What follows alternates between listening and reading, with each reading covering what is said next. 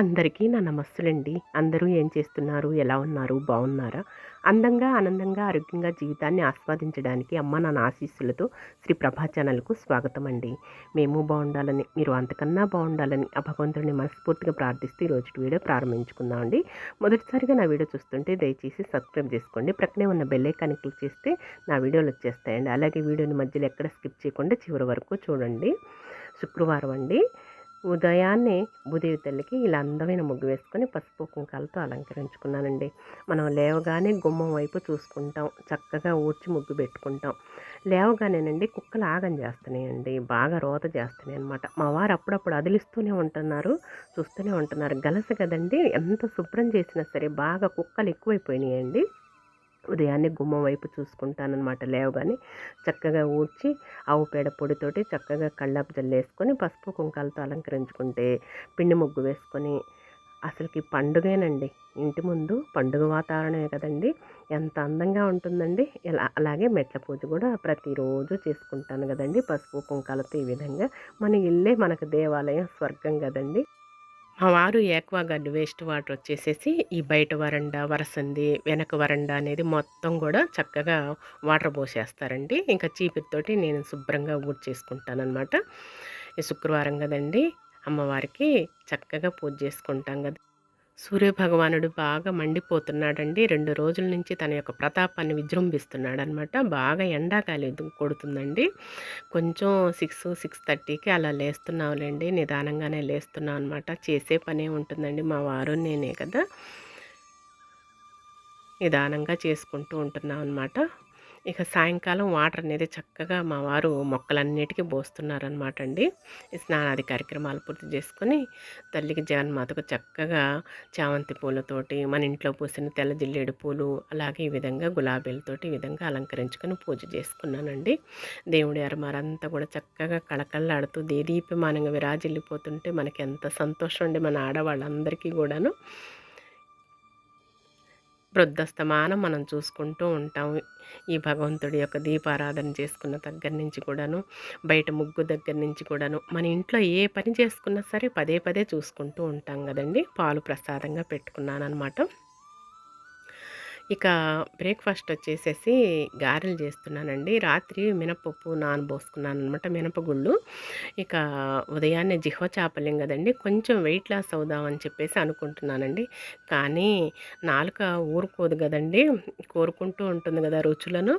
ఇక రాత్రి నానబోసాననమాట. ఉదయాన్నే మిక్సీ పట్టేసేసుకొని గారెలైతే తయారు చేసుకుంటున్నానండి. ఈ మినపగుళ్ళనేవండి పట్నం బజార్ నుంచి తీసుకొచ్చానండి. 2 కేజీలు సుమారు తీసుకొచ్చామనమాట. అయితే ఎంతసేపు ఉడికాయండి నూనెలో. దాదాపు 120నో, 130నో తీసుకున్నారండి కేజీ వచ్చేసేసి. ఎంతసేపు ఉడికాయనండి. ఇంతకుముందు పొట్టు మినపప్పు తెచ్చుకునేవాళ్ళం అండి. మా అన్నయ్య వాళ్ళు తీసుకొచ్చేవాళ్ళు తీసుకురమ్మంటే. ఓ 25 కేజీల వరకు ప్రతి సంవత్సరం అయ్యి ఒక 25, కందిపప్పు ఒక 25, 10 కేజీలు పచ్చెనపప్పు అనేవి తెచ్చుకునేవాళ్ళం. ఇక మా వారు నేనని చెప్పేసి అశ్రద్ధ చేస్తున్నా అనమాట, నెగ్లెక్ట్ చేస్తున్నాం అనమాట అండి. ఇక డీమార్ట్‌లో కానీ, లేదంటే పట్నం బజార్ వెళ్ళినప్పుడు గానీ తీసుకొస్తున్నంటే, ఇవి పట్నం బజార్‌లో తెస్తేనండి ఎంతసేపు ఉడికాయోనండి. అసలకి నిల్చోలేకపోయాననమాట. ఎంత సేపు ఉడికాయోనండి. భలే విసుగు పుట్టిందనమాట అండి. అంటే పప్పుల్లో కూడా ఎన్నో రకాలు ఉంటాయి కదండీ. ఇక హైబ్రిడ్ మరి ఏంటోనండి. అదే నాటువి మనం మినపప్పు, పొట్టు మినపప్పు వాడిన దాన్ని మనం చిన్నప్పటి నుంచి తిన్నవాళ్ళం కదండీ. ఇవొచ్చేసరికి టేస్ట్ కూడా సరిగ్గా లేవండి. అదొక బన్ను మాదిరిగా ఉన్నాయన్నమాట. విసుగు పుట్టేసిందండి. డీమార్ట్‌లో గానీ రూ. 130 తీసుకున్నారండి కేజీ వచ్చేసి. అయినా సరే మరి ఎందుకనో ఈ విధంగా ఉండేయన్నమాట. అన్నీ కలుషితాలేనండి. అంతా గూడా డూప్లికేటేననమాట. మొత్తం గూడా first quality, second quality, third quality ఈ విధంగా ఉంటున్నాయనమాట అండి. ప్రతి వస్తువు కూడానండి. ఇక క్వాలిటీ మంచిది తీసుకున్నా సరే ఈ విధంగా ఉంటున్నాయండి. కానీ నాకు మాత్రం చాలా బాధేసిందనమాట. ఇలా ఉండేసరికి ఎప్పుడూ ప్రతి సంవత్సరం కూడాను మినపప్పు కానీ, మరి పొట్టు మినపప్పు లేదంటే మినువులైనా సరే, మనం ఇడ్లీలోకైనా, దోసల్లోకైనా, గారెలకైనా సరే, సున్నుండలకైనా ఈ విధంగా మా అన్నయ్య వాళ్ళు తీసుకురమ్మంటే తీసుకొచ్చేవాళ్ళనమాట. అలాంటిది ఇలా ఉండేసరికి చాలా బాధేసిందండి. ఇలాంటి ఫుడ్ తీసుకోవాల్సొస్తుంది, ఇలాంటివి తినాల్సొస్తుంది చేసుకొనని చెప్పేసేసి, ఇక మన భోజనాల్లో వాటిల్లో 2 సార్లు గనక వేస్తారు గదా! నూనెలో వేయించి తీస్తారు గదా! అలా 2 ఉడకబెట్టేసి ఇక తీసానండి గారెలనేవి. నాకు సాటిస్ఫై లేక ఒక వాయి వేసిన తర్వాత మళ్ళీ అవి కొంచెం బ్రౌన్ కలర్ వచ్చాక తీసి ప్రక్కన పెట్టుకొని తర్వాత మళ్ళా ఇంకొక వాయి వేసుకొని అవి బ్రౌన్ కలర్ వచ్చిన తర్వాత మళ్ళీ ఆ వాయి కూడా వేసుకున్నాను అనమాట. సాటిస్ఫై లేదు.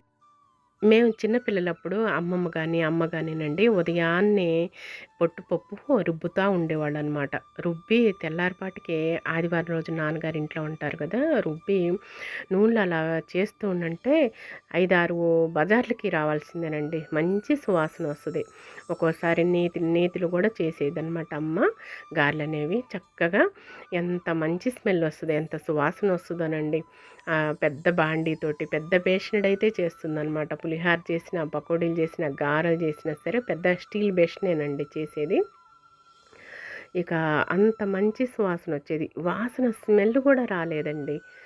ఇంకా సరేనని చెప్పేసి తప్పదు కదండీ! ఒక్కొక్కసారి ఇలా బోల్తా పడిపోతూ ఉంటాం అనమాట. నష్టపడిపోతూ ఉంటాము. తప్పదు కదండీ! మెయిన్ ఆరోగ్యం ప్రధానం. ఆరోగ్యంగా మనం చూసుకుంటాం కాబట్టి ఇలాంటివి హింట్స్ అనేవి మనం గమనిస్తూ ఉంటాము, చూస్తూ ఉంటాం. ఇదిగోండి మా వారు వేస్తున్నారనమాట ఇక రెండోసారి. ఇక నేను వీడియో తీస్తున్నానండి.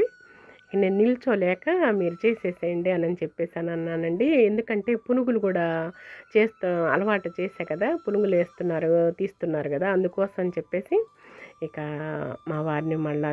మా వారికి చేయమని చెప్పేసాను. నేను నిలబడలేక ఇక నేను వీడియో అది తీస్తున్నాననమాట. ఇదిగోండి రెండోసారి కూడా వాయి వేసాననమాట.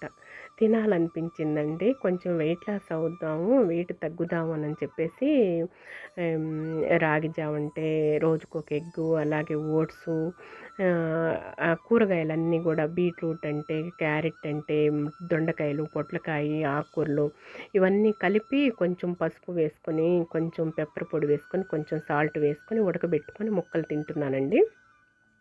ఇక ఇక మధ్యాహ్నం భోజనాలు వచ్చేసరికేనండి వినాయకుడుకి పెడుతున్నారు కదా! ప్రతి చోట కూడాను శ్రీనివాసు, ప్రభావతి రండి, శ్రీనివాసు, ప్రభావతి రండి అని చెప్పేసి ప్రతి వాళ్ళు ఇక ఫోన్లు చేసి రమ్మని చెప్పటమేనండి. ప్రతి వాళ్ళ దగ్గరికి వెళ్ళేసి ఇక మనకి తృప్తి కొద్దీ వాళ్ళకి ఇచ్చేసుకొని చక్కగా భోంచేసుకొని వస్తున్నాం అన్నమాట. చందాలు ఇచ్చామండి. అయినా సరే ఇంకా మనం భగవంతుడి దగ్గరికి వెళ్ళి దండం పెట్టుకొని మళ్ళీ ఈ కానుకేస్తాం కదా! ఇంకా అలా అనమాట. ప్రతి వాళ్ళు ఫోన్లు చేసి, ఎందుకంటే ఈనాడు పేపర్ ఏజెన్సీగా గత 25 ఇయర్స్ నుంచి చేసున్నారు కదా! ఇక ఫోన్లు చేసి రమ్మని చెప్పేసి అంటే ఇంక వెళ్ళి భోంచేసుకొని వస్తున్నామండి. ఈ ఈ వినాయకుడిని పెట్టిన దగ్గర నుంచి కూడాను ఎక్కడ పట్టినా సరే ఇంకా అవేనండి. చక్కగా వెళ్ళేసి భోంచేసుకొని వస్తున్నాం అనమాట. మధ్యాహ్నం అనేది వంట చేసే పని లేకుండా. ఇక ఉదయం ఈ గారెలు టిఫిన్ చేస్తున్నామండి. మధ్యాహ్నం భోజనం చేస్తాం కదా! ఇక సాయంకాలం ఏమీ తినట్లేదండి. ఇక మళ్ళా ఇక ఒక్కొక్కసారి ఓట్స్ కూడా తయారు చేసుకోవట్లేదండి. మధ్యాహ్నం భోజనం వరకు చేస్తున్నాననమాట నేను.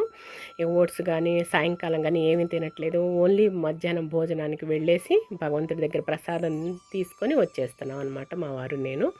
ఆయనకు వండుతున్నాలేండి ఉదయం, సాయంకాలం ఆయనకు చేస్తున్నాను. నేను మాత్రం మధ్యాహ్నం భోజనం వరకు భగవంతుడి దగ్గర ప్రసాదం మాత్రం తినేసి వస్తున్నాను అనమాట.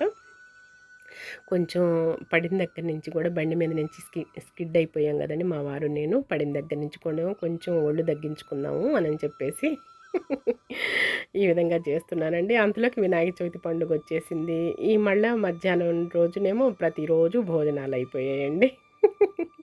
ఇదిగోండి మా బ్రేక్ఫాస్ట్ వచ్చేసేసి గారెలు, కొబ్బరి కారం, అలాగే కొబ్బరి చట్నీ అనమాట. కాంబినేషను ఆరగించేసామన్నమాట అండి.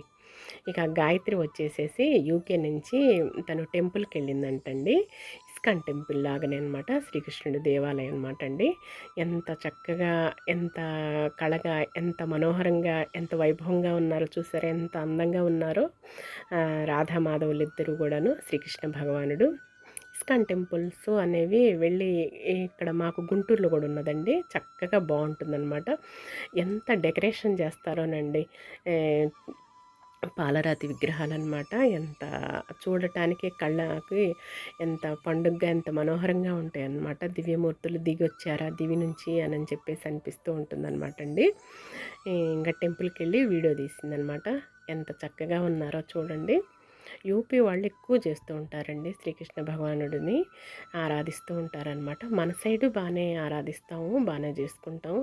ఓన్లీ శ్రీకృష్ణ జన్మాష్టమి రోజు కొంచెం బాగా ఎక్కువ భక్తి శ్రద్ధలతో పూజ చేసుకుంటామండి. యూపీ వాళ్ళు అలా కాదండి, ఉత్తరప్రదేశ్ వాళ్ళు ఎక్కువగా భగవంతుని శ్రీకృష్ణ భగవానుడిని ఎక్కువగా పూజిస్తూ ఉంటారు, ఆరాధిస్తూ ఉంటారు, బాగా పూజలు అవి చేస్తూ ఉంటారనమాట. ఇస్కాన్ టెంపుల్ అని చెప్పేసి ఉంటుంది కదా, ఇప్పుడు ప్రతి చోటను ఇక అక్కడ శ్రీకృష్ణ పరమాత్ముడిని ఆ విధంగా పూజలు ఎక్కువగా చేస్తూ ఉంటారు అనమాట. చాలా భక్తి శ్రద్ధలతో ఆ కోలాహలంగా. అలాగే సాయంకాలం వేళల్లో నృత్యం కూడా చేస్తారండి బాగా కూడాను. చూసారు ఎంత బాగా అలంకరిస్తారండి, ఎంత బాగా డెకరేషన్ చేస్తారు రాధమాధవుల్ని. వస్త్రాలు అనేవి కూడా కన్నులకి ఎంత అందంగా ఉంటాయనండి, చూడముచ్చటగా ఉంటాయి అన్నమాట. ఎంత బాగుందో చూసారా దేవాలయం కూడా. ముగ్ధ మనోహరంగా ఉన్నారు దివ్యమూర్తులు రాధామాధవులు. మన ఇంట్లో కూడానండి బెడ్రూమ్ డోర్స్కి రెండిటికి కూడాను చూశారు కదా రాధామాధవుల బొమ్మలు. అలాగే ఎక్కడ పట్టినా మా ఇంట్లో కూడానండి రాధామాధవుల బొమ్మలు ఏమో ఎక్కువగా ఉంటాయండి. ఎక్కడ పట్టినా కూడా బాగుంటాయి అన్నమాట. చక్కగా బయటికి వెళ్తే ఎక్కువగా రాధామాధవుల బొమ్మల్నే నేను కొంటూ ఉంటానన్నమాట. చాలా అందంగా ఉన్నారు చూసారా. ఇదిగోండి ఒక్కొక్క విగ్రహాన్ని కూడా ఈ విధంగా తను ఫొటోస్ తీసింది. ఎంత అందంగా ఉన్నారో చూసారా.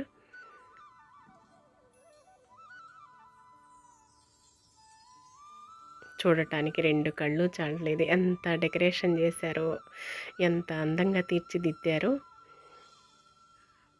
ఆ వస్త్రాలనేవి కట్టడం కానీ, అలాగా అవన్నీ ఆర్గనైజ్ చేయటం కానీ ఎంత బాగుంటుందో చూసారా, ఎంత శోభాయమానంగా. ఇక వీడియో అనేది చూశారు కదండి. ఈ రోజుటి వీడియో అయితే ఇదేనండి. ఈ వీడియో మీకు నచ్చుతుందని భావిస్తున్నానండి. నచ్చితే లైక్ చేయండి, షేర్ చేయండి, సబ్స్క్రైబ్ చేసుకోండి మరొకండి. మళ్ళీ రేపటి వీడియోలోనే కలుసుకుందామండి. మరి అంతవరకు సెలవు మరి. నమస్తేనండి.